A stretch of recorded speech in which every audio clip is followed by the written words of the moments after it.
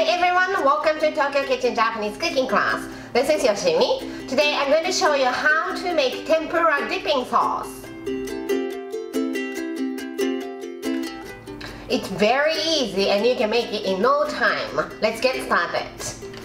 These are what you need. 4 tablespoons soy sauce, 4 tablespoons mirin, 2 teaspoons sugar, and 1 pack of katsuobushi bonito flakes. 200 milliliter water into the pot.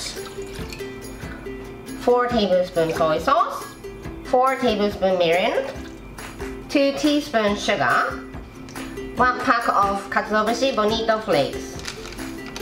All into the pot. Turn the heat on, bring it to boil and keep boiling for about 1 to 2 minutes to cook off the alcohol in mirin. I boiled it for 1 minute and I don't smell alcohol anymore, so let's turn the heat off. Prepare serving bowls and tea strainer and let's strain this into each bowl. Tempura dipping sauce is ready to go.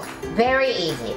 You can dip tempura into this dipping sauce as is, but if you like, you can put some grated daikon radish and grated ginger to flavor it.